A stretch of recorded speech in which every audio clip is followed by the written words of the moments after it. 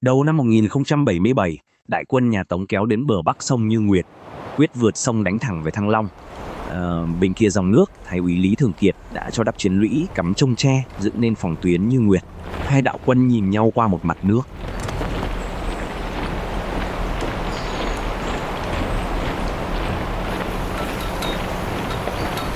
Bên Tống là Quách Quỳ, tổng chỉ huy cùng phó tướng Triệu Tiết.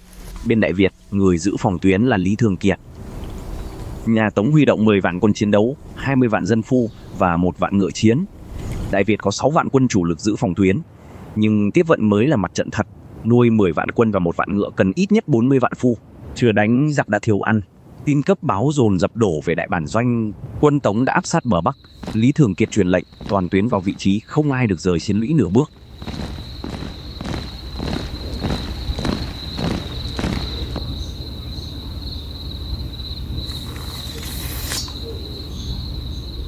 Quân Tống ghép bè thăm dò vượt sông, nhưng vừa ra đến giữa dòng, mưa tên từ bờ Nam đã trút xuống. Những tấm khiên dơ vội lên che đầu. Có kẻ trúng tên ngã nhào xuống dòng nước lạnh. Đợt thăm dò đầu tiên phải quay đầu.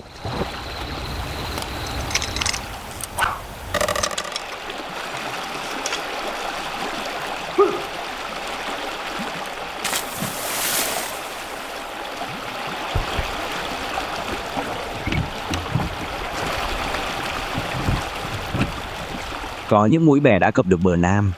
Quân Tống tràn lên bãi bùn, đội hình giáo khiên áp sát chiến lũy. Quân Đại Việt xông ra chặn đánh, giáo đâm khiên đỡ, từng tấc đất giằng co. Trước sức ép của giặc, tuyến chắn ngoài buộc phải lùi dần về phía chiến lũy.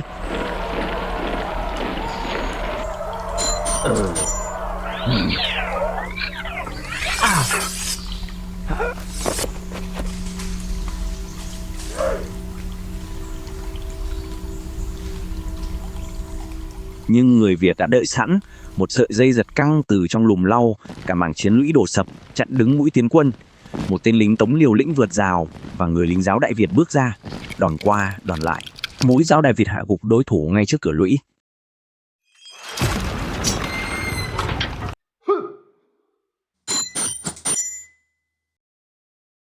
Không vượt nổi bằng bè, Quách Quỳ dồn cung binh bắc cầu phao trong đêm, từng nhịp cầu nối nhau vươn qua sông. Trời chưa sáng, đại quân Tống đã rầm rập tràn qua cầu. Cuộc tiến công lớn thứ nhất bắt đầu.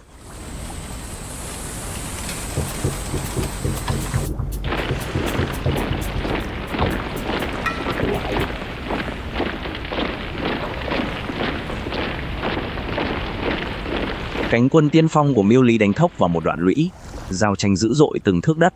Những người lính giữ lũy bị đánh bật, phải lùi về tuyến trong. Một đoạn phòng tuyến Như Nguyệt đã bị chọc thủng, cờ Tống cắm vào trong lũy.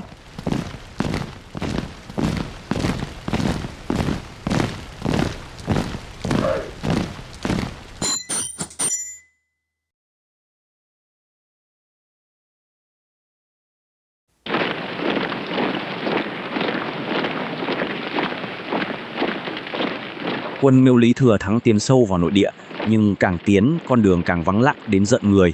Quân Đại Việt chủ động lùi, nhiều giặc vào thế trận đã giăng sẵn. Đến ngã ba chắn lối, đội hình Tống khựng lại. Hai bên cánh rừng, những bóng áo đỏ lặng lẽ hiện ra.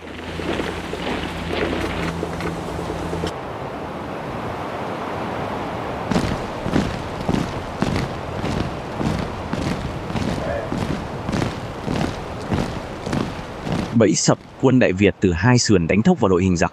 Cùng lúc đó, ngoài bờ sông, một toán quân Cảm Tử lao tới chân cầu phao, nhát chém đứt dây neo, cây cầu gãy đôi. Đường về của cánh quân Miêu Lý đã bị cắt. Quân Tống tháo chạy, đâm đầu vào tuyến chặn đã đợi sẵn.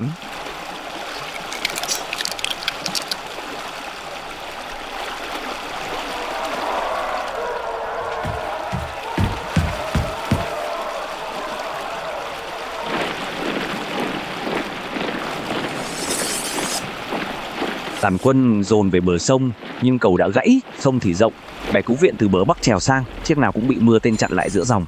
Bị vây ba mặt, lưng quay ra sông. Phần lớn cánh quân lọt qua phòng tuyến đã bị tiêu diệt ngay trên bãi sông này.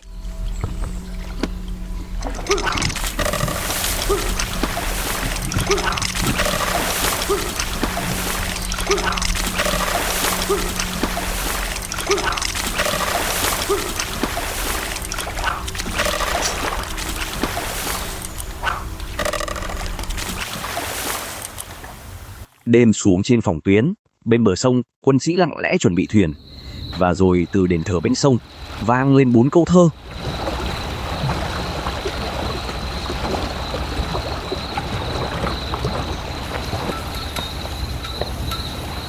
Nam Quốc Sơn Hà Nam đế cư,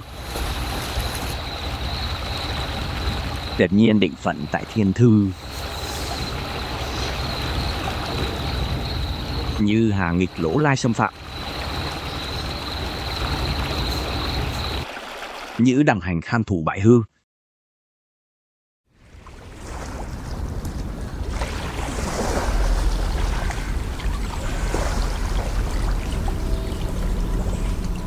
Bài thơ thần đếch như một lời tuyên cáo trước trời đất.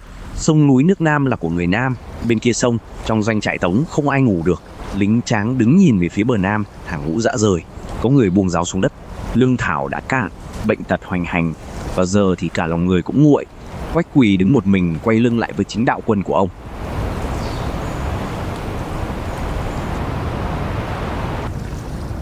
Dù vậy, Quách Quỳ vẫn dốc toàn lực cho đợt tiến công thứ hai. Những chiếc bè lớn chở đầy quân ào ạt sang sông. Giặc đổ bộ chặt phá phóng hỏa hàng rào tre. Nhưng cung thủ Đại Việt bắn tỉa từng tên một. Lửa cháy mà rào vẫn vững. Đợt tiến công lớn cuối cùng của quân Tống sụp đổ ngay dưới chân chiến lũy.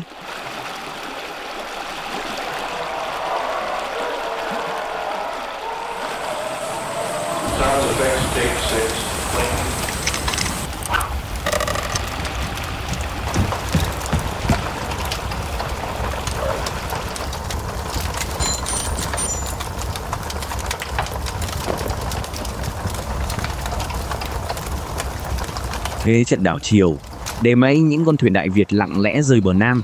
Mũi tên đầu tiên từ thuyền dẫn đầu hạ gục lính gác trên vọng lâu. Đường sang bờ Bắc đã mở.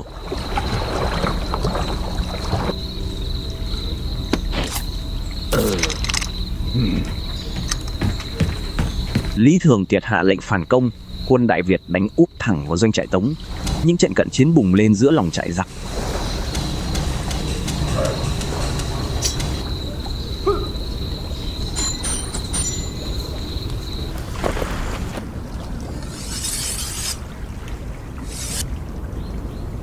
Sử cũ không chép trận tay đôi nào, nhưng hãy hình dung giữa doanh trại rực lửa đêm ấy, hai người lính giỏi nhất của hai đạo quân chạm mặt nhau. Đây là phân đoạn tái hiện điện ảnh, và người cầm gươm Đại Việt đã đứng vững đến nhịp cuối cùng.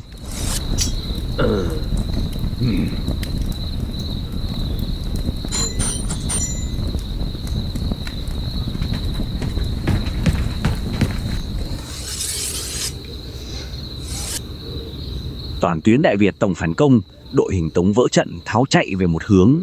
Quân Đại Việt truy kích sát gót, đánh sập từng cỗ xe lương giữa trại.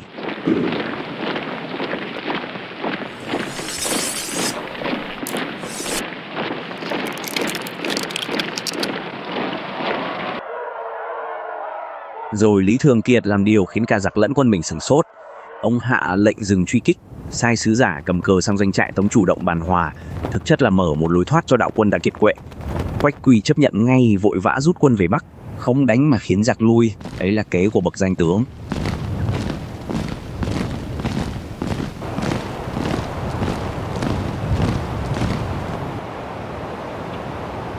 Bình minh lên trên sông Như Nguyệt, dòng sông ấy sau bao ngày đỏ lửa lại hiền hòa như chưa từng có cuộc chiến nào đi qua. Trên chiến lũy còn vương khói, quân Đại Việt nâng giáo phất cờ, tiếng hò reo vang dọc bờ sông, phòng tuyến Như Nguyệt đã đứng vững.